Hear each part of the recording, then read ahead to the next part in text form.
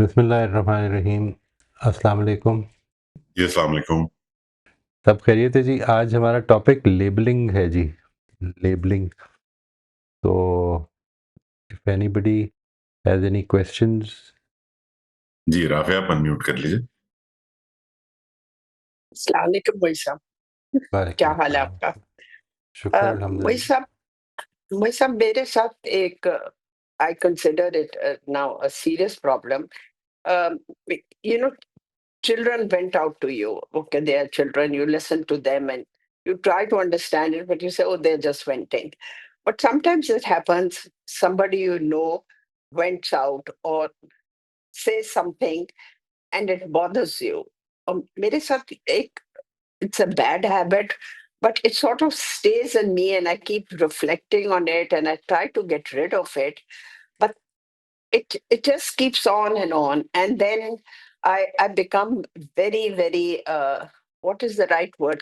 Careful with, oh, this person may again say something, may again get angry, whether it's your relatives or your friends, and then you try to avoid it. What is the best way of dealing with it, of trying to understand that whoever is doing it may be having a bad time, but you say, but why on me? So is there any way you could make me understand or reflect a little better on becoming stronger regarding this? बात करने को तैयार हैं वो? अ, जी, बात करने को आई haven't tried it. हाँ, नहीं, या no, I haven't tried it. You think sorry. I should try it? I should try it? मेरा ख्याल है आप सबसे पहले तो एक काम करें, ये जो आपने अभी फरमाया कि मैं I reflect on it. How do you reflect on it? What do you do? I don't reflect. Sorry, I don't reflect in a nice way, and I say, "Oh, but why? But why? But why?" And it नहीं, just makes me. start developing this habit of reflecting on it. Reflecting on it would mean that you take a to start with. आप शुरू में एक ऐसे करें कि कागज़ कलम लेके तो उस पे लिखें कि ये एतराज़ किया उन्होंने और इस वजह से किया, उनका कंसर्न ये है। और इसके बाद उनको दोबारा से कॉल करके तो फिर उनको ये बताएं कि ये आपने ये बात की है, this is your concern.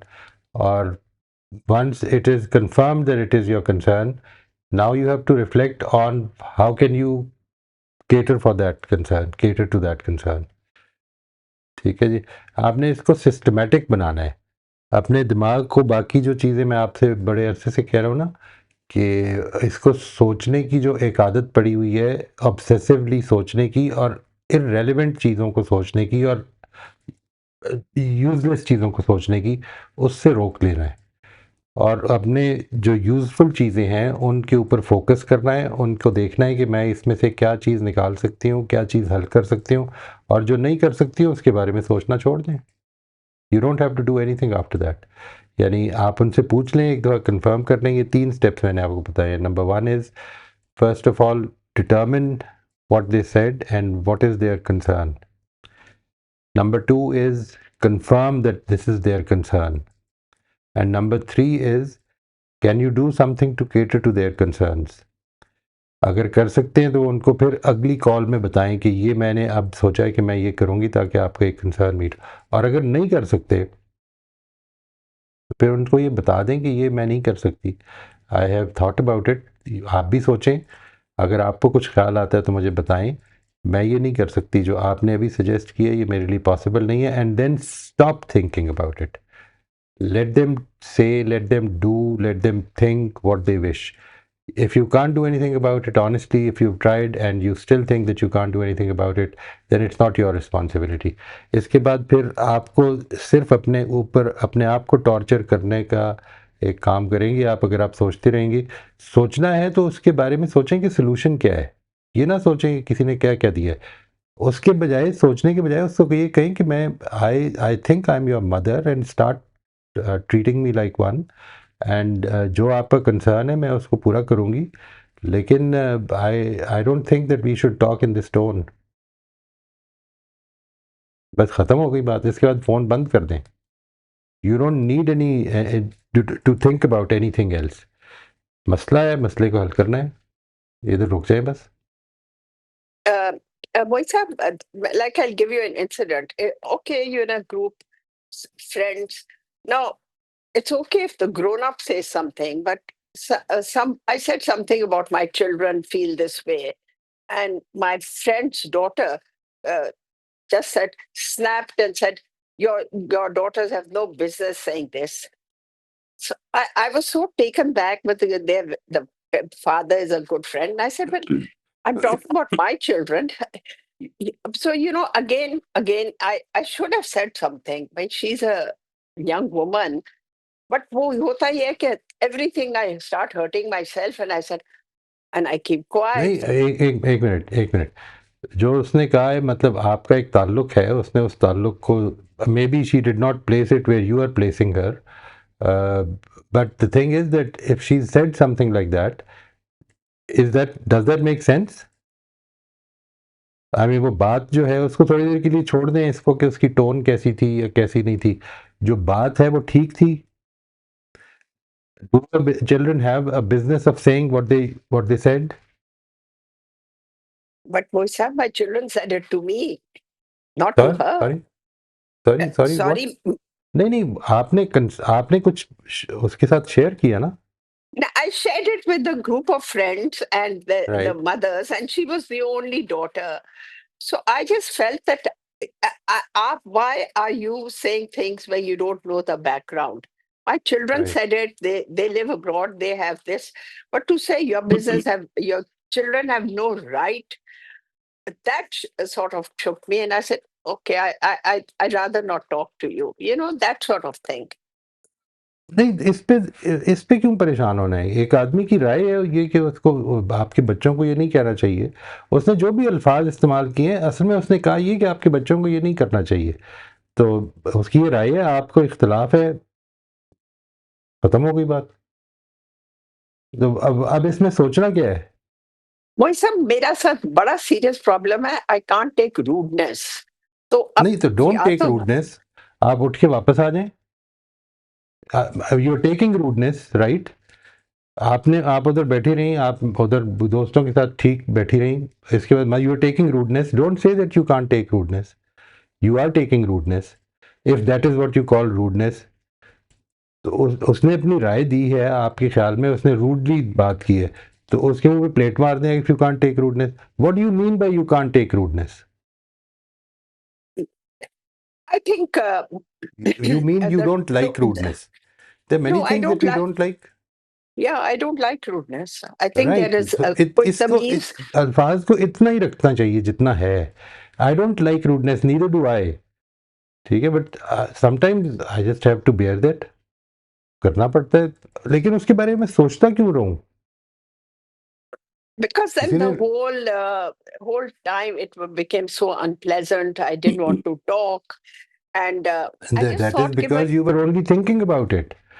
You see, it actually occupied your mind. You got overwhelmed by that thought. उसको पीछे छोड़ दें।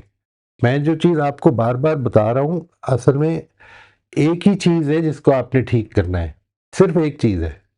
The day you start doing it, आप ठीक करने लग पड़ेंगी, और वो ये है कि जो मेरी थॉट यूजलेस है उसको मैंने रोक देना है। आप विद इन सेकेंड्स रोक सकती हैं। यू हैव द एबिलिटी, अल्लाह ताला ने ये एबिलिटी हर इंसान में दी है, हमने वो एबिलिटी खुद छोड़ी हुई है। नहीं करनी बात ना करें, लेकिन अपने आप को टॉर्चर क्यों करना है? सही, बिल्कुल सही। I I think you're right. I think you have to somehow have the strength of standing up and say, okay, stop being rude, but बोलना भी नहीं है। और I am not saying that you should have that strength. मैं तो अभी उससे ज़्यादा बेसिक बात कर रहा हूँ।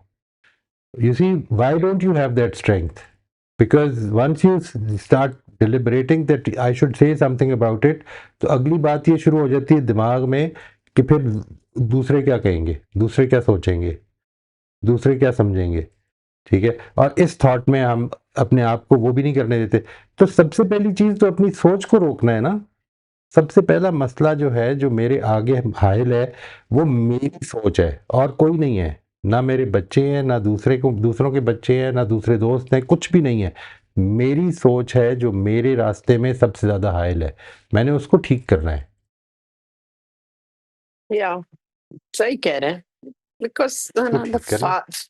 the father in the group is a good friend, and I just felt कि बट वही वाली बात है, अपने ऊपर ले लेना. She said it that she said a silly thing and she shouldn't have, but anyway. Thank you, Vaishnav. I get it. And I get the other point also. Think, why did the other person say it, and where were you wrong, and how you can correct yourself. बहुत बहुत शुक्रिया. I'll do my best. Thank you. I'll do my best. इंशाल्लाह। मोहित साहब, जो हम खानका session में discuss कर रहे थे, lens of faith, I guess वो भी यहाँ पे एक अच्छा टूल हो सकता है राफे के लिए, कि इस सिचुएशन को अगर लेंस ऑफ फेथ से देखें तो it can be quite fruitful, productive हो जाएगा अचानक से पूरा पूरा प्रोसेस।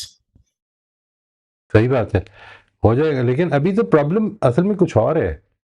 मैं चूंकि राफिया के साथ बड़ी देर से हम काम भी कर रहे हैं इकट्ठे, असल में प्रॉब्लम ये है कि सोच को अगर मैंने कंट्रोल में नहीं रखा तो फिर सोच मुझे अपने कंट्रोल में रखेगी। यानी ये जो बात है ना कि मैंने लेंस ऑफ फेथ लेके आना, this is just inside my head. Lens of faith, मैंने लेंस ऑफ फेथ से अप्रोच करना है या लेंस ऑफ एथिज्म से अप्रोच करना है, it's all inside my head. लेकिन अगर माय हेड इज कंट्रोलिंग मी तो फिर तो हो गया काम।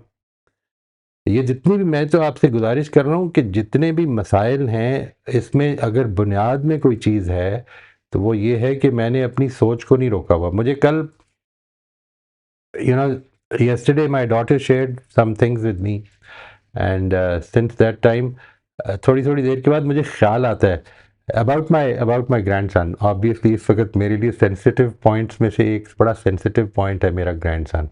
और जो लोग आप में से नाना नानी हैं, दादा दादी हैं, उनको पता है कि ये होता है। और वो मुझे आता है ख्याल, यानी ऐसा नहीं कि वो ख्याल नहीं आता, रह रह के आता है, मुझे उससे बड़ी मोहब्बत है। लेकिन उसके लिए दुआ करता हूँ और उस सोच को रोक देता हूँ। अगर मैं उस सोच को रोकूंगा नहीं तो मैं अभी नहीं बैठ सकता यहाँ पे। सीरियसली मैं आपको बता रहा हूँ, यानी इसके बाद बैठना मुमकिन नहीं है। ठीक है, यानी मैं तो अपना टिकट कटाऊंगा और चला जाऊंगा, लेकिन क्या करें, जिंदगी में जिम्मेदारियां पूरी करनी है, तो अब फिर अपनी सोच को रोकना पड़ेगा। We have to take charge. जिंदगी में आपके पास दो ऑप्शन हैं, ये ज़हन में रखें। और ये ऑप्शन हर जब तक जीते हैं आप उस वक्त तक है। ये कह के इस शील्ड के पीछे ना आए कि मेरे अंदर ये प्रॉब्लम है या ये बीमारी है या ये मैं एज इतनी हो गई है। No no, you till the time that you are alive you are actually, या तो आपकी अकाउंटेबिलिटी खत्म हो गई है, now you are not responsible, फिर you are like a vegetable. इंसान है ना, इंसान जीते जागते कॉन्शियस इंसान, तो आप अपनी चीज़ें चेंज कर सकते हैं। Take charge of your thoughts, take full charge of it, because your thoughts are going to make you a depressive, your thoughts are going to make you anxiety prone to anxiety disorders। ये सब कुछ आपकी सोच से हो रहा है और कुछ नहीं है, कुछ भी नहीं है। और मैं आपको ऑनेस्टली बता रहा हूँ, असल में ये है, बाकी सारे फैंसी नाम है। और जिस इंसान की बात के बारे में शायद हम परेशान हो रहे हैं, वो अब शायद हमारे बारे में सोच भी नहीं रहा। सोच भी नहीं रहा, राइट। उसको प्रॉब्लम ही नहीं, उसको तो ये भी नहीं पता कि कोई प्रॉब्लम है भी। उसका ख्याल है कि सब नॉर्मल है यार, सब ठीक है। ये take charge please, before the time is over. We must take charge. Allah ताला को मुंह दिखाना है कि सब कुछ, सारी सलाहियतें जो थी उनको हमने ठीक यूज़ किया है, अपने आप को बेहतर बनाने की कोशिश की है। यूजलेस थॉट्स में क्यों रहना है, यूजलेस थॉट्स में। अगले पार्टिसिपेंट के पास जाने से पहले वेरी क्विकली वही 3 रिक्वेस्ट जो लास्ट टाइम मैंने की थी, कि हम कोशिश करेंगे कि एक वक्त में एक क्वेश्चन करें। क्वेश्चन और कमेंट जो है उसको अगर हम टॉपिक से रिलेटेड रखेंगे तो सबके लिए प्रोडक्टिव रहेगा। तो आज का टॉपिक हमारा लेबलिंग के अराउंड है। और तीसरा है कि हम कोशिश करेंगे, रिक्वेस्ट है कि 2 मिनट के अंदर कॉन्वर्सेशन खत्म करने की कोशिश करें। जी, फ़रिया आप अनम्यूट कर लीजिए। जी, अस्सलाम वालेकुम सर। वालेकुम अस्सलाम व रहमतुल्लाह जी। सर ये आज के टॉपिक में और पिछले टॉपिक में क्या फ़र्क है? ये थोड़ी-सी मेरे से इस शुरू में ना थोड़ी-सी गलती हुई है। यानी लेबलिंग का मतलब ओवर जनरलाइज़ेशन ये होती है कि आप एक गलती देखें और लोगों के बारे में एक राय कायम कर लें। ओवर जनरलाइज़ेशन वुड गो, वो एक लेबल है जो आप एक ग्रुप को दे देते हैं। मिसाल के तौर पर सारे मुसलमान टेररिस्ट्स हैं, ठीक है जी।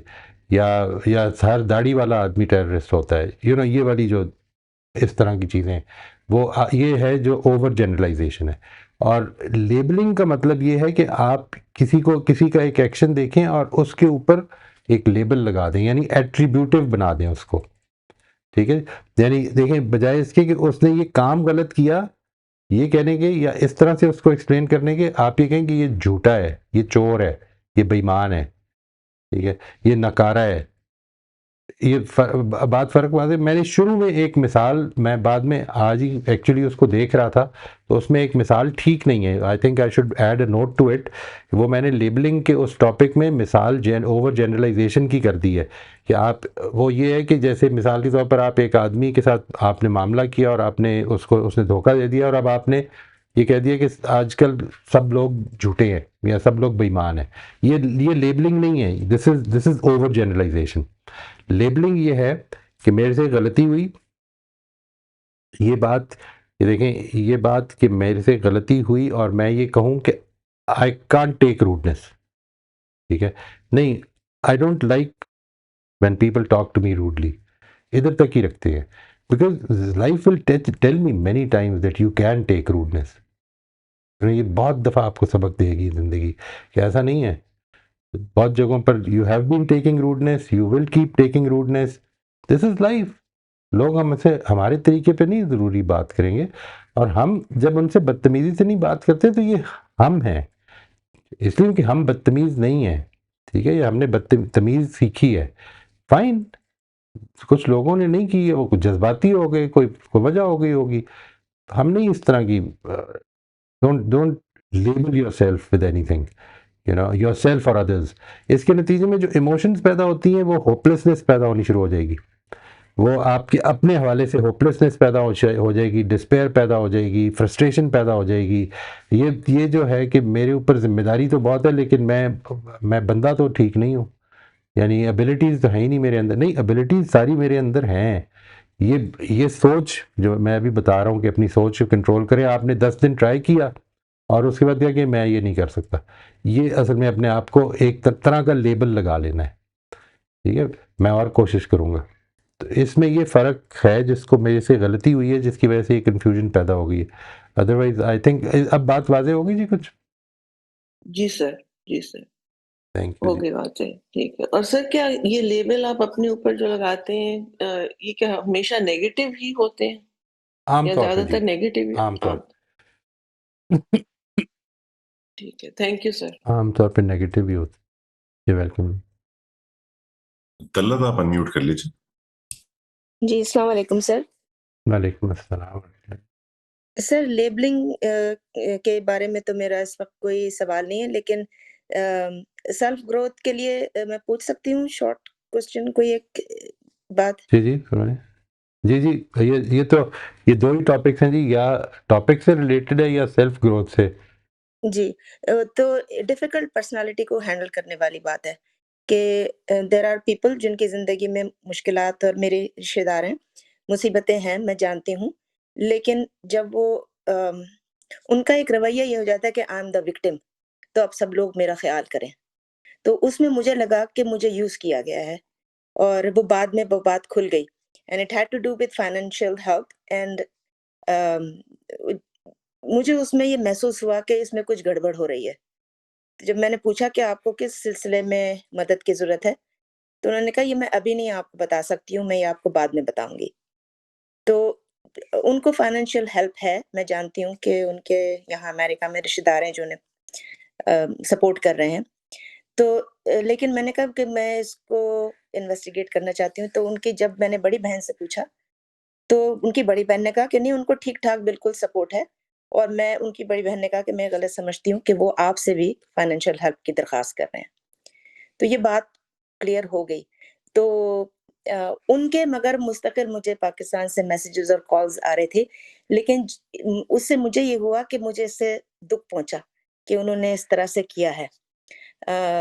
और मैं उसको उनको हैंडल नहीं कर सकती थी फिर, तो मैंने उनको ब्लॉक कर दिया कि उनकी इतनी कॉल्स और इतनी मैसेजेस आ रही थी। लेकिन इस वक़्त मैं तैयार हूँ कि मैं अपने रिश्तेदार को ऐसा नहीं कर सकती कि मैं उनसे बात ना करूँ। मैं उसको रियलाइज़ कर रही हूँ, लेकिन मैं अपनी कमज़ोरी की वजह से, क्योंकि अब मैं उनको हैंडल नहीं कर सकती हूँ, तो मैंने उनको ब्लॉक कर दिया था। तो अब मैं आपसे ये पूछना चाह रही हूँ कि जब मैं उनसे बात करूँगी, मुझे पता है कि ये उनकी तरफ से ये दोबारा होगा। ये वो कहानी दोबारा उठाएँगी और या वो मुझे कहेंगी, मालूम नहीं वो मुझे क्या कहेंगी, it's gonna go on and on, और फिर मेरा ये पॉइंट आ जाएगा कि अब मैं इससे ज़्यादा मज़ीद सुन नहीं सकती और फिर मैं फ़ोन बंद कर दूँगी। तो आप मुझसे मशवरा चाहिए मुझे कि मैं अब उनको कॉन्टैक्ट करूँ और ये उनका बीइंग आप विक्टिम। कांटेक्ट करें। जी, तो मैं अब इसको कैसे हैंडल करूँगी? तो ये आपकी रिश्तेदारी उनके साथ कैसी है? What is it close? मेरी सेकंड कज़िन है। आपकी सेकंड कज़न है and are you close otherwise as well? Uh, करीब के ताल्लुक है, मतलब आप बचपन में बहुत साथ रहे हैं, जी, एक होता है ना? साथ पले-बड़े हैं, बचपन साथ गुज़ारा है, जवानी साथ गुज़ारी है। अनफॉर्च्युनेटली उनकी ज़िंदगी में काफ़ी प्रॉब्लम्स आई और अभी भी चल रही हैं। तो मुझे लगता है कि उन्हें कुछ ज़हनी प्रॉब्लम भी हो रही है, personality wise, and how she is trying to tackle the problems given in her life in my opinion, in not a very healthy way. Ji.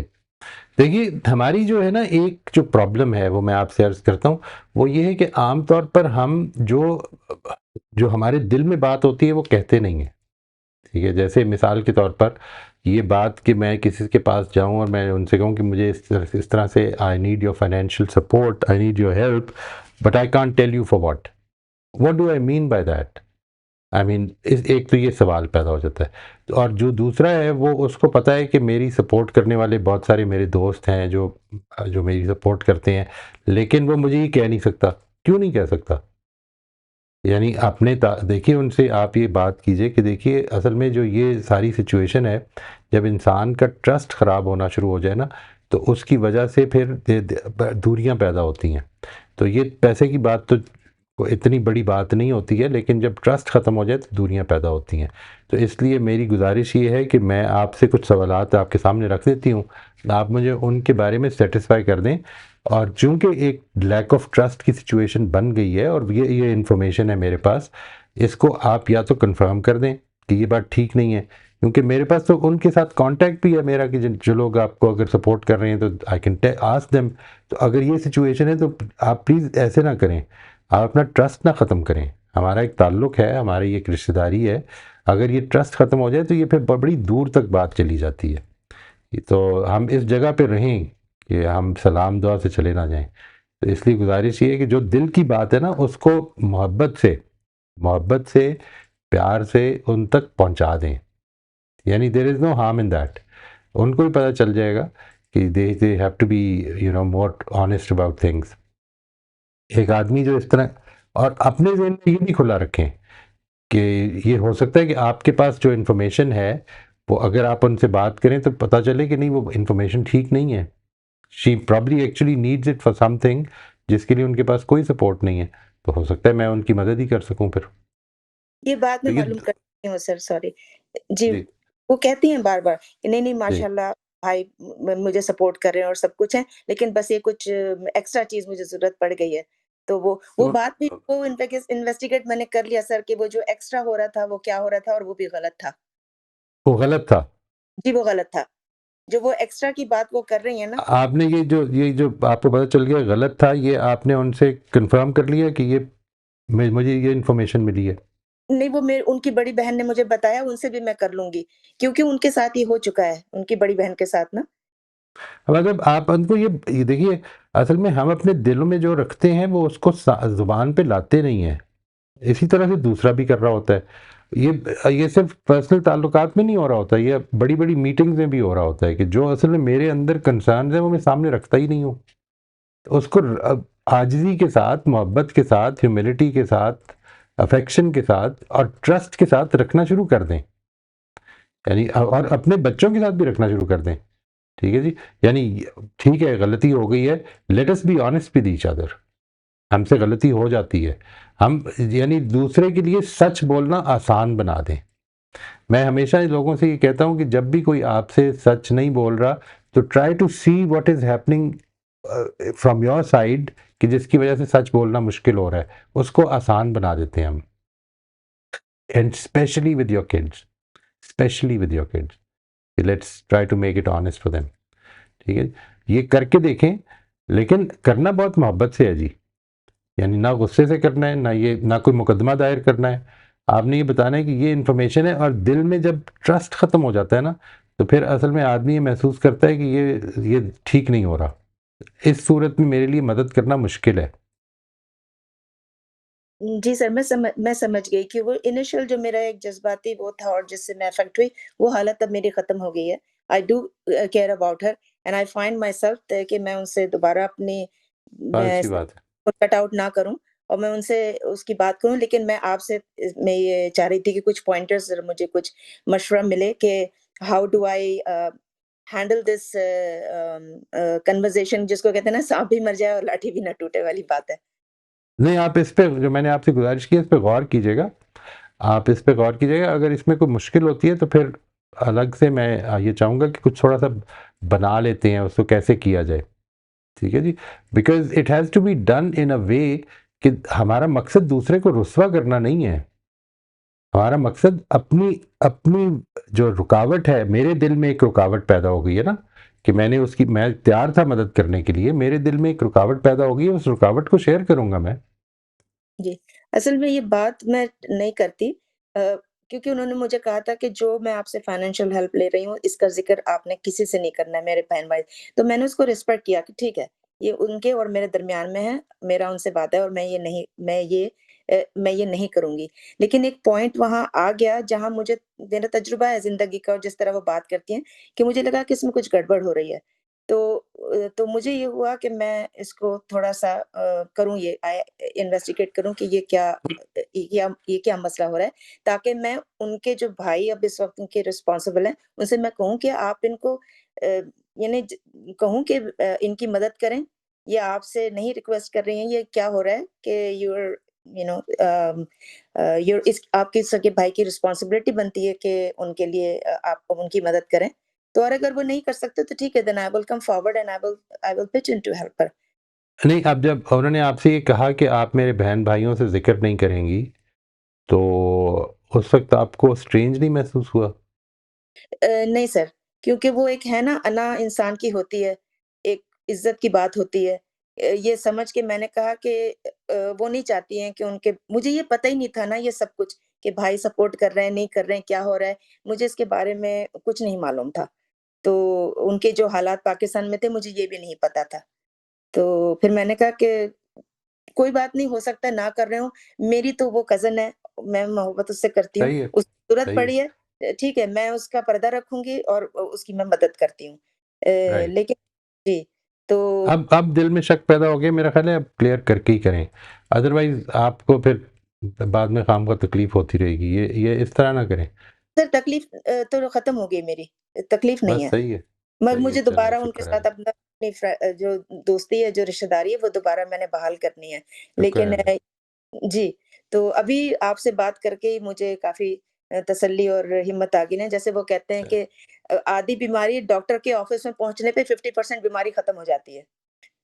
Because सही, आप पहुँच गए हैं एक सही, ऐसी जगह पर जहाँ आपको सही पता है। है कि यहाँ से आपको मशवरा और सही मदद मिल जाएगी। बहुत शुक्रिया सर। चलें, शुक्र है जी।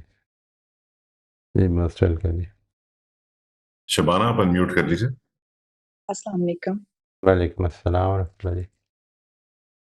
जी सर, जज़ाकल्लाह वन्स अगेन। मुझे यही लग रहा है कि इर्रेशनल कोर बिलीफ्स जितने 10 हमने डिस्कस किए और अब कॉग्निटिव डिस्टॉर्शंस इन्होंने रोल प्ले किया मुझे सिक करने में, मेरी सोचों को ख़राब करने में। और मैं अब ऑब्ज़र्व कर रही हूँ कि ये सब इर्रेशनल बिलीफ्स और डिस्टॉर्शंस लोगों में हैं कुछ ना कुछ लेवल तक, लेकिन मेरे साथ या कोई भी शख़्स जो कि beyond the given level anxious, stress और डिप्रेस हो जाता है, तो उसकी वजह मैं अपना एक्सपीरियंस शेयर कर रही हूँ कि मैंने उनको सोचों को बेलगाम छोड़ दिया ना, बियॉन्ड द लिमिट के वो मुझे फ़ायदा दें। जैसे एक यूज़ स्ट्रेस था कि मैं काम पे आमादा होती, प्रोक्रेस्टिनेट करना।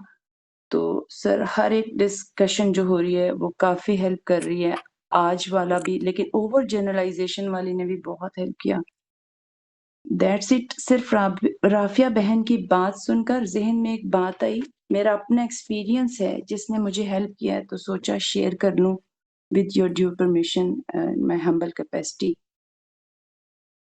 आपसे जी, जी। जब मेरी बात हुई थी और मैंने आपको बताया था कि अमेरिका में भाइयों के घर ये हुआ, ट्रॉमेटिक सीन, और मैं उससे, तो आपने मुझसे एक सवाल किया था, अ, वो क्रिटिकल इंक्वायरी में फ़ॉल करता है, कि आपने कहा था अच्छा आपको उनके कौन से बिहेवियर रूड लगे? कौन से बिहेवियर डिसरिस्पेक्टफुल लगे? तो जब मैंने उस पे रिफ्लेक्ट किया, तो मैंने ये जाना कि वो में बहुत सी मेरी असम्पशंस थी, बहुत सी ओवर जनरलाइज़ेशन थी, और ये भी था कि वो तो कहीं-कहीं मेरे अंदर भी थे। मेबी उन्होंने रेसिप्रोकेट किया था। और फिर आपकी एक बात को मैंने 2 जुमलों में लिख के पेस्ट कर लिया कि ऐसी कोई बात जो आपको अपसेट कर रही है और आप उसके बारे में बार-बार सोच के परेशान हो रही हैं, तो मैं वो देख लेती हूँ, क्वेश्चन मैंने 2 लिख के लगाए हुए हैं, can you do something about it? Then why worry? दूसरा है, if you can not do something about it, why worry? हुँ। तो यानी बेसिकली सर्कल ऑफ कंसर्न में रहने से निस्बत सर्कल ऑफ इन्फ्लुएंस में, जिसमें कि मेरा कंट्रोल जिन चीज़ों पर है, my words, my actions, my boundaries, my choices, my beliefs, my opinion, इसने मुझे बहुत हेल्प किया। तो मैंने सोचा मेरा अपना एक्सपीरियंस है, मैं शेयर करूँ तो शायद, क्योंकि जो सर्कल ऑफ कंसर्न था उसमें दूसरे लोगों का एक्शन, दूसरे लोगों ने क्या कहा, दूसरे लोगों ने क्या किया, उससे बाहर निकल आई, तो मैं बहुत हल्का-फुल्का पीसफुल फ़ील कर रही हूँ। बस ये मैंने शेयर करना था। गुड जी, थैंक यू वेरी मच। जज़ाकल्लाह। आसिफ आप अनम्यूट कर लीजिए प्लीज। अस्सलाम वालेकुम। वालेकुम अस्सलाम वरहमतुल्लाह। वही साहब कैसे हैं आप? शुक्र अल्लाह। अच्छा, अल्हम्दुलिल्लाह। ये लेबलिंग और जनरलाइज़ेशन पे मैं क्विक कमेंट कर दूँ कि हमने कुछ लेबलिंग तो ऐसी की हुई है कि हमारे बाज़ रिश्ते जो हैं ना, वो रिश्तों से ज़्यादा लेबल हैं। हुँ, ख़ास तौर पे ये देखिए कल भी हमारे ग्रुप पे एक डिस्कशन हो रही थी सास, बहू, नंद वग़ैरह, तो ये रिश्तों से ज़्यादा अब लेबल बन चुके। सही तो बात। ये एक कमेंट था और मैं चाहता हूँ कि मुझसे वो जो पनिशमेंट एंड रिवॉर्ड का जो कॉन्सेप्ट है ना, जो कि थोड़ा-सा अनकन्वेंशनल है, उसको प्लीज़ आप एक्सप्लेन कर दीजिए। पनिशमेंट एंड रिवॉर्ड का कॉन्सेप्ट से मुराद है कि मैं जो ये कहता हूँ कि पनिशमेंट और रिवॉर्ड से मामला नहीं करना चाहिए, ये एक्सप्लेन कर दूँ? राइट, राइट, ठीक। मैं असल में ये जो बात है कि हम पनिशमेंट और रिवॉर्ड जब भी कभी देते हैं, तो बेसिकली अपने बिहेवियर, दूसरे के बिहेवियर को कंट्रोल करना पेश नज़र होता है। देखिए, मैं आपसे अर्ज़ करता हूँ, अभी कल ही मेरी किसी से बात हो रही थी, तो वो बता रही थी, यानी ये बात कर रही थी कि इस तरह से वो इस तरह करता है, मैंने उसको ये कहा कि ये ना करे, इस तरह कर ले। वो अपनी वालदा का ख़्याल नहीं रखता है, तो वालदा की अगर वो पूछने चला जाएगा तो अच्छा हो। तो ये देखिए, ये सारा कुछ जो हम जब किसी के बारे में भी कोई राय बना रहे होते हैं, तो basically what is happening is that we are looking at the behaviour of the other person and making an opinion out of that behaviour. ठीक है? अभी कोशिश ये करनी है, यानी जो मेरी पूरी की पूरी जो नुक्ता नज़र जो मैं आपके साथ अभी तक शेयर करता रहता हूँ और कर रहा हूँ, जब तक अल्लाह मौका देगा करता रहूँगा। अभी तक मेरी जो अंडरस्टैंडिंग है वो ये है कि बिहेवियर कभी भी स्टैंड अलोन नहीं होता। Behaviour is the result of what is going on inside you. ठीक है? अगर आपको कोई अचानक कोई आदमी ऊँचा बोलता है या कोई नरमी से बोल रहा है, तो वो basically it is not the behaviour that can stand alone. या आप उस आदमी को कि जो ऊँचा बोलता है, अचानक ये कहकर हल्का नहीं बुलवा सकते कि तुम्हें आज हल्का बोलना चाहिए। अंदर कुछ चल रहा होता है। वो जो अंदर चल रहा होता है, हम उसको तो देख नहीं पाते। मिसाल के तौर पर एक आदमी नरम है या सख्त है जब तक वो बोलता नहीं है, जब तक वो बिहेव नहीं करता, हमारे सामने नहीं आता, या हम उसके साथ मामलात कर रहे हैं, उसका एटीट्यूड हमारे सामने नहीं आता। एटीट्यूड सामने आता है बातचीत करके, कुछ चीज़ों के बारे में ओपन बातचीत करके, और जो बिहेवियर है वो हम देख सकते हैं, वो उसके एक्शन से सामने आता है। हम इन दोनों चीज़ों को कंट्रोल करने की कोशिश करते हैं और ये समझते हैं कि इसके नतीजे में इंसान अच्छा या बुरा बनता है। असल में ये दोनों चीज़ें रिज़ल्ट होती हैं हमारे इंटरनल प्रोसेसेस का। मैं अंदर सोच क्या रहा हूँ, मैं किस तरह से मैं एक सिचुएशन को परसीव कैसे कर रहा हूँ, मैं उस सिचुएशन के अंदर से क्या चीज़ को इम्पोर्टेंस दे रहा हूँ, किस चीज़ को इम्पोर्टेंस नहीं दे रहा हूँ। जब मैं रिवॉर्ड्स और punishments is a wonderful method of manipulating behaviour. यानी ये हमने सीखा, बिहेवियरिस्ट जो अप्रोच है साइकोलॉजी की, तो वो ये कहती है कि जब बिहेवियर को कंट्रोल करना है तो उस बिहेवियर को कि जिसको आप ये चाहते हैं कि प्रमोट हो, नरम बोलता है आदमी तो उस वक्त उसको रिवॉर्ड करें, और अगर वो ऊंचा बोलता है तो उस वक्त उसको सरजनिश कर दें, पनिश कर दें। वो पनिशमेंट की मुख्तलिफ सूरतें हो सकती हैं, रिवॉर्ड की मुख्तलिफ सूरतें हो सकती हैं। मिसाल के तौर पर एक पनिशमेंट होती है जिसको हम कहते हैं नेगेटिव रीइंफोर्समेंट। नेगेटिव रीइंफोर्समेंट का मतलब ये होता है कि आपको एक नेगेटिव चीज़ मिलती रहेगी जब तक कि आप ठीक काम ना करें। इसकी मैं आपको जो सबसे कॉमन एवरीडे एग्जांपल है, that is your seat belt जो आप बांधते हैं। यानी आप अगर गाड़ी ऑन करते हैं, गाड़ी चला रहे हैं, और अभी आपने सीट बेल्ट नहीं लगाई तो आपको टू टू टू टू की आवाज़ आने लग पड़ेगी, और वो एक इरिटेटिंग वॉइस होती है। इसको नेगेटिव, यानी वो एक नेगेटिव स्टिमुलस आना शुरू हो जाएगा आपकी ज़िंदगी में। अगर आप ठीक काम कर लें तो उस नेगेटिव स्टिमुलस बंद हो जाएगा। तो कुछ चीज़ें ऐसी होती हैं जो हमारी मैकेनिकल हैं। मिसाल के तौर पर बच्चों की पॉटी ट्रेनिंग है, यानी उसमें आपको मोटिव्स नहीं डिटरमिन करने। आप नहीं ये चाहते कि बच्चा जो है वो पॉटी ट्रेनिंग में कोई अच्छी उसकी नीयत होनी चाहिए, या उसकी अच्छा सोच होनी चाहिए, या पॉजिटिवली, या वो मेरे सामने नहीं दूसरे, वो उसकी हैबिट डेवलप हो जाएगी और फिर ठीक हो जाएगा। इसमें अगर आप थोड़ी बहुत रीइंफोर्समेंट कर देते हैं तो मुझे इस पर कोई बहुत एतराज़ नहीं है। लेकिन where you want something to be done for a reason, where you desire कि बच्चों के अंदर या बड़ों के अंदर जो चीज़ पैदा हो वो असल में desire to do the right thing पैदा हो, तो उधर बिहेवियर कंट्रोल हमेशा मैनिपुलेटिव होता है और डिज़ायर को ख़त्म कर देता है। ये है जो प्रॉब्लम है उसकी। यानी आप अगर कोई आदमी कोई शौक से कोई काम कर रहा है, उस पर उसको पेमेंट देना शुरू कर दें। पेमेंट का मतलब है एक चीज़ कि तुम मेरे लिए पेंट करो, मैं तुम्हें तनख्वाह दूंगा, ये एक अलग चीज़ है। तनख्वाह रिवॉर्ड नहीं होती, ठीक है? तो इसको इसको समझ लें कि तनख्वाह इज़ नॉट अ रिवॉर्ड। तनख्वाह का मतलब ये नहीं है कि तुम ये कर दो मैं ये कर दूंगा, ठीक है? If you do this I will do this. नहीं, तुम मेरे लिए काम करते हो, तुम मेरे लिए काम करो, और मैं तुम्हें, तुम्हारी सर्विसेज को मैंने हायर किया हुआ है, तुम्हें मैं अच्छी पेमेंट करूँगा। रिवॉर्ड की सूरत ये होती है कि तुमने अगर ऐसा किया है तो फिर मैंने ऐसा करना है, ठीक है? If you gonna do this then I will give you this. तुम अगर सच बोलोगे तो मैं तुम्हें I will give you a trophy और अ स्वीट और a candy, you know whatever. ये जो चीज़ है, यानी आपने कंडीशनल बना दी है एक चीज़ के ऊपर दूसरी चीज़ को, और पहले से उसको डिक्लेयर कर दिया है, बाद में नहीं, पहले से डिक्लेयर कर दिया है। ये है जो रिवॉर्ड और पनिशमेंट। और रिवॉर्ड और पनिशमेंट का जो असल मोटिव होता है वो ये होता है कि मैं जिस चीज़ को मैं ठीक समझता हूँ उसकी प्रमोशन हो, और जिस चीज़ को मैं गलत समझता हूँ वो कम होनी शुरू हो जाए। जैसे ही मैं रिवॉर्ड और पनिशमेंट की तरफ जाता हूँ तो असल में मैं कर क्या रहा हूँ, मैं इंसान के बारे में ये अज्यूम करने लग पड़ता हूँ कि इंसान असल में बिहेवियर का नाम है। उसके इंटरनल प्रोसेसेस जो मर्जी हों, शौक, मोटिवेशन, इंस्पिरेशन, ये सब चीज़ें अंदर चल रही हैं, वो हो या ना हो, मैं उसको रिवॉर्ड देकर ये ठीक कर सकता हूँ। इसको मैं क्यों इसके ख़िलाफ़ हूँ ये मैं आपको समझ, ये एक मैनिपुलेशन की टेक्नीक है, ठीक है जी। अच्छा, मैनिपुलेशन की टेक्नीक है, और ये मैनिपुलेशन की टेक्नीक इस चीज़ को टोटली इग्नोर कर देती है कि इंसान मुकम्मल तौर पर है क्या। वो अंदर से उसकी कोई यानी एक इंक्लिनेशन, उसका कोई शौक, उसके कोई जज्बात, उस इन सब चीज़ों को इग्नोर करके वो सिर्फ ये चाहती है कि बिहेवियर ठीक हो जाए।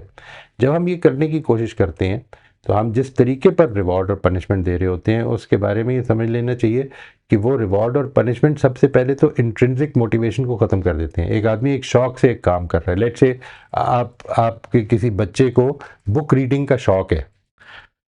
If your child loves to read books, तो वो अपनी मर्जी से पढ़ रहा है, अब आप एक काम करें, उससे कहें कि यार मुझे तुम्हारा शौक बड़ा अच्छा लगता है, तुम ऐसे करो कि जितनी किताबें पढ़ोगे ना मैं उसके तुम्हें 100 रुपये दिया करूँगा, ठीक है? For every book that you finish I will give you 100 rupees.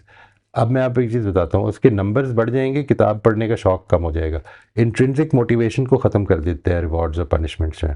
यानी अच्छा, दूसरी चीज़ इसमें क्या है कि रिवॉर्ड्स और पनिशमेंट्स जो हैं वो आसानी की तरफ माइल कर देता है। मिसाल के तौर पर वो बच्चा जो है वो 100 रुपये की खातिर हो सकता है छोटी किताबें पढ़ने लग पड़े, वो किताबों की समरीज पढ़ने लग पड़े, यानी वो सिर्फ खाना पूरी करने की कोशिश करेगा।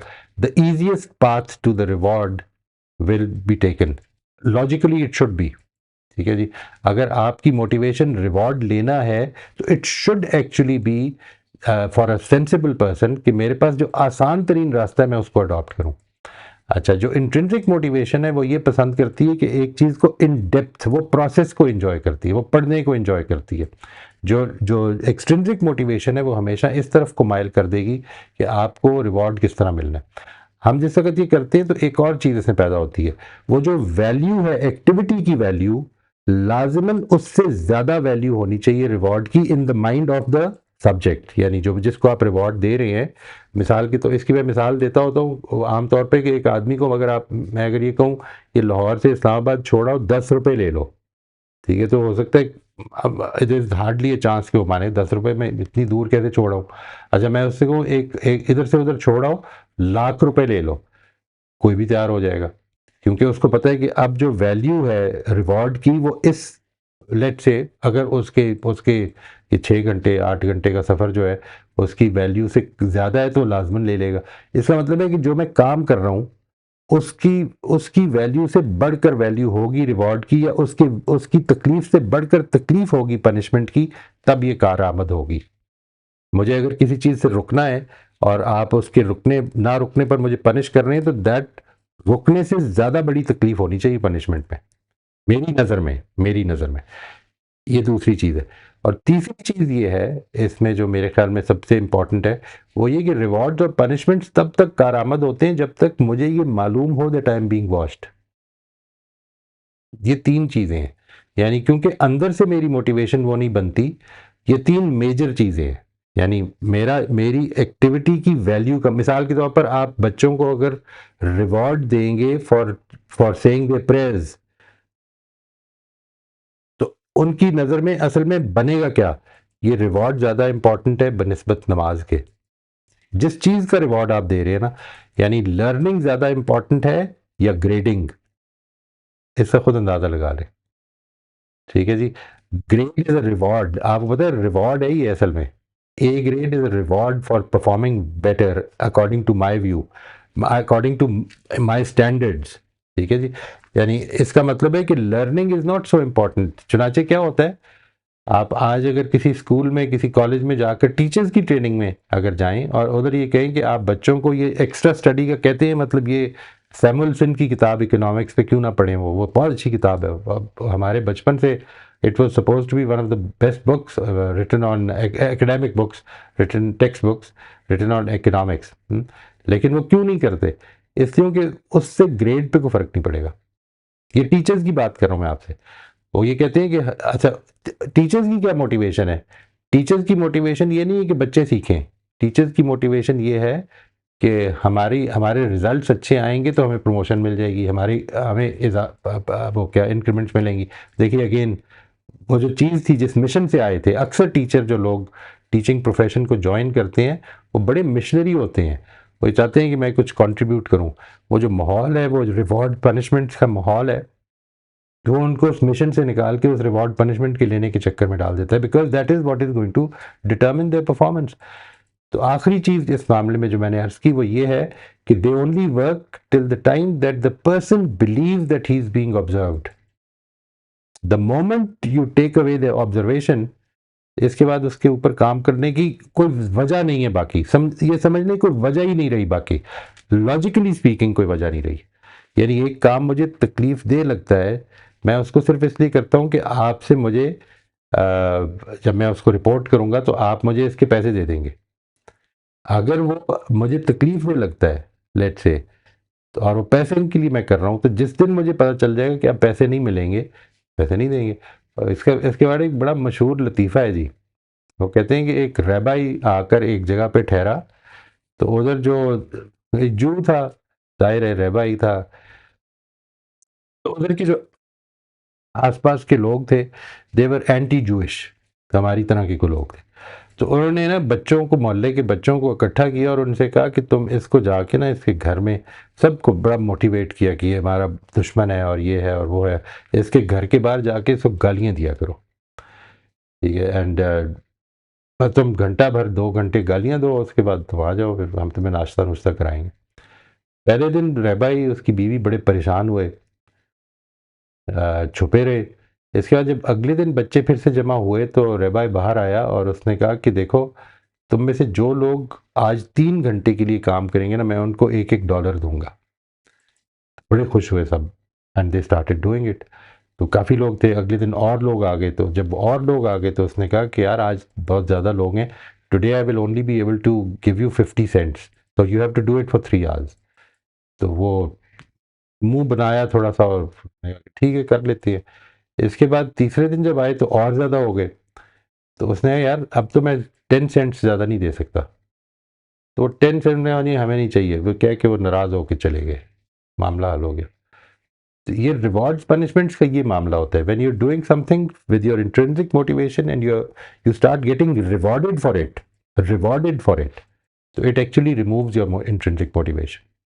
तो इस वजह से मेरे ख्याल में इट्स अ गुड रेसिपी कि इंसान जो है वो जो काम इंट्रिंसिकली मोटिवेटेड होके करने चाहिए, उनको अगर चाहता है कि ये ख़त्म हो जाए तो उसके लिए रिवॉर्ड पनिशमेंट देना शुरू कर दे। और उसी की एक सूरत जो है वो गलत तरीके से की जाने वाली अप्रिसिएशन भी होती है, यानी रिवॉर्ड ही की एक सूरत अप्रिसिएशन बन जाती है। आप अपने बच्चों को कभी ये ना कहें कि गुड वर्क, वेल डन, ये इस तरह की चीज़ें ना कहें। अगर आपने उनको अप्रिशिएट करना है तो पे इंटरेस्ट, एंगेज करें उनके साथ। एंगेज करने का मतलब ये है कि उनको ये बताएं, उनको ये देखें कि यार मुझे ये बड़ी हैरत हो रही है, तुमने आज ये कैसे कर लिया है, ठीक है? बिकॉज आई थिंक कल तक तुम जो कर रहे थे उसमें ये चीज़ दिख रही थी, आज ये दिख रही है।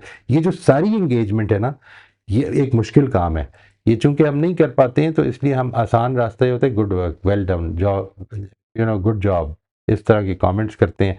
अब उसका नतीजा क्या निकलता है, आप ये करके देखिएगा, किसी छोटे में करके ना देखिएगा, क्योंकि उसको आप सारी ज़िंदगी के लिए ऐसा बना सकते हैं उसके नतीजे में। उसका नतीजा ये निकलता है, ये मैंने खुद नोटिस किया जी, अपने नवासे के यहाँ भी नोटिस किया।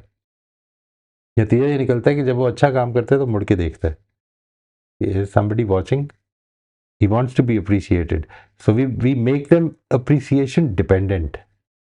लोगों को हम अप्रिसिएशन डिपेंडेंट बना देते हैं, ऐसा नहीं होना चाहिए। आप उनको एंगेज करें, उनसे कहेंगे आपको ख्याल कैसे आया, आपको कैसा लगा, ये करके फिर कैसा लगा, अंदर की तरफ लेके जाएं उनको, ताकि उनकी जो इंट्रिंसिक मोटिवेशन है वो ज़्यादा स्ट्रांग हो।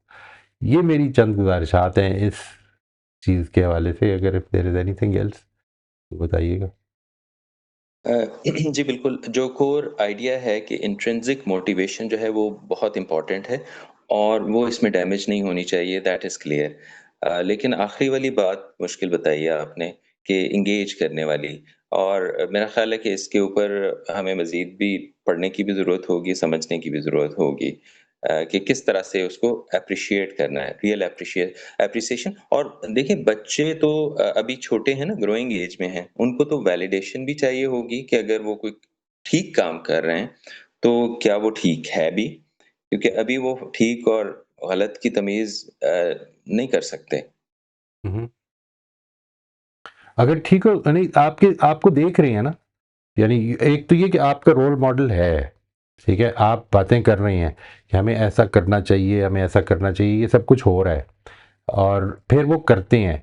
जब वो करते हैं तो उस मौके पर बजाय ये कहने के कि गुड जॉब या वेल डन, इस तरह की चीज़ करने के, हम उनसे ये कहें कि यार ये जो चीज़ है ना, इसने मुझे फीलिंग क्या दी है। फॉर इंस्टेंस, आपने जो काम की जिम्मेदारी ली थी वो आपने किया है, आपको अपनी फीलिंग बताने का पूरा हक है। ये जो बात है ना कि हम जब ये कहते हैं गुड जॉब, वेल डन, इस तरह की चीज़ें, तो असल में हम जज कर रहे होते हैं, हम अपनी फीलिंग नहीं बता रहे होते। हम जज कर रहे होते हैं कि ये ठीक किया है, ये गलत किया है, ये ठीक है, ये गलत है, ये बता रहे होते हैं। हमने जो बताना है वो ये कि तुम्हारा ऐसे करने, मिसाल के तौर पर जब एक आदमी दूसरे आदमी के साथ ताल्लुकात में गड़बड़ हो रही है और उसने आगे बढ़कर माफ़ी मांग ली है, तो ये जो आपको एक अमल अच्छा लगा है, आपका ये अमल जो अच्छा लगा है, ये इसके अंदर कुछ अगर आप उसके साथ शेयर करेंगे, अपनी फीलिंग को शेयर करें, उसके अंदर ज़रा डीपर जाएँ कि आपको क्यों अच्छा लगा है। यार ये जो आपने ये किया, इसमें बड़ा हौसला चाहिए था कि आदमी आगे बढ़ के माफ़ी माँगे, अपनी ईगो पे कंट्रोल करना था, ये सब कुछ करना था। आगे से हो सकता है वो कहता नहीं मैं नहीं माफ़ करूँगा, अपनी वल्नरेबिलिटी का इज़हार था। How did you develop this ability to go ahead and ask that? इतना मुश्किल नहीं है ये इंशाल्लाह when we reach that interaction relationships पे पहुँचेंगे ना, तो हम इसके ऊपर मैं आपके साथ शेयर करूँगा कि क्या-क्या करना है। अप्रिसिएशन, अच्छी अप्रिसिएशन क्या होती है, अच्छी क्रिटिसिज्म क्या होती है, ये सारी चीज़ें हम शेयर करेंगे। लेकिन for the time being appreciation should never become a reward, never. You know, never make a person desire that he should be seen when he is doing good, क्योंकि उसकी जो मोटिवेशन है वो खुदा से हट जाएगी। ये है जो प्रॉब्लम है। यानी वो बड़ी अच्छी बात है, आपको किसी ने, आपको लोग बैठे थे और किसी ने आपसे पैसे मांग लिए और आपने थोड़े से शर्मिंदे होके तो उसको दे दिए कि यार ये ले लें, बस अब इसका जिक्र ना करें, ठीक है। और वैसे ही अब क्या करें, लोग बैठे हुए थे, देख लिए। लेकिन जनरली ये पसंद किया जाए कि हमने जब किसी की हेल्प करनी है तो अकेले में करें। We should not make it a public event, क्योंकि उसमें उसकी भी अना मजरू होगी और मेरी भी अना सेटिस्फाई होगी। तो ये दोनों ही चीज़ें जो हैं इससे निकलें, क्योंकि मेरी सारी की सारी जो इस मामले में अच्छाई करने की जो डायरेक्शन है वो खुदा की तरफ होनी चाहिए। That is the important thing. आखिरी बात जो आपने फरमाई थी वो यही थी ना, यानी इसके अलावा तो नहीं थी कोई? जी, जी, बिल्कुल। और मेरा ख़्याल है कि ये इसको स्टिल कुछ डेलिब्रेट करना पड़ेगा। हाँ, हाँ, बिल्कुल। आदत इतनी हुई भी है ना। हाँ, बिल्कुल, बिल्कुल प्रैक्टिस दरकार है। मैं आपको बता रहा हूँ, ये मैं बता रहा हूँ लोगों को शुरू से। Many times I noticed my self doing this with my grandson. अचानक हो जाता है मुँह से, इतनी आदत पड़ी हुई है।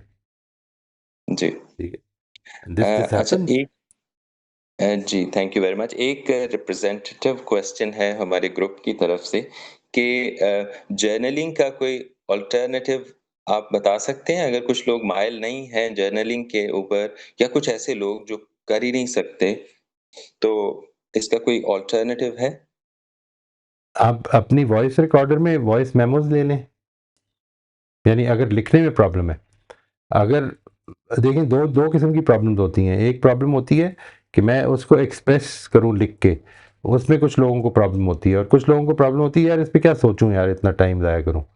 ये प्रॉब्लम को ओवरकम करना पड़ेगा, क्योंकि जर्नलिंग बेसिकली इसी चीज़ के लिए तो हो रही है कि आदमी थोड़ा-सा सोचने की तरफ माइल हो।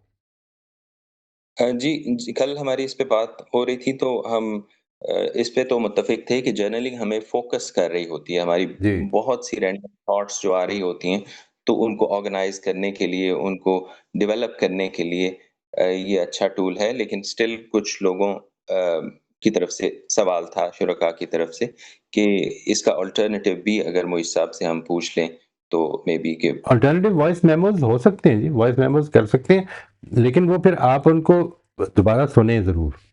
यू नो, बिकॉज़ आपके लिए जो सुनना है वो भी एक रिवीजन हो जाएगी। आप आमतौर पे जब लिख रहे होते हैं ना, तो we keep reading that again and again कि मैंने ये भी लिखा है, ये लिखा है, ये लिखा है, और अब मेरी बात पूरी हो गई है। तो वो अपने आप को सुनते भी रहें। तो मेरे लिए वो लिखना ज़्यादा आसान होता है बोलने के मुकाबले में। मेरा ख़्याल है वो ज़्यादा हम प्रिसाइज़ कर लेते हैं। मैंने कई बार देखा, ये जो बात घंटे में करता हूँ मैं, कई बार 2 सफ़ों में पूरी हो जाती है। तो वो शायद 2-3 मिनट में आदमी पढ़ सकता है आराम से। तो ये हो जाता है, ऑर्गेनाइज़ ज़्यादा हो जाती है हमारी चीज़ें। और दूसरी चीज़ जो है ना जी, वो ये कि आपने जब शुरू में राफ़िया ने पूछा, तो आपने नोटिस किया होगा कि मैंने उनसे ये पूछा था कि हाउ डू यू रिफ्लेक्ट? ठीक है जी। वो जो रिफ्लेक्शन है उसको एक सीरियस बिज़नेस बना लें।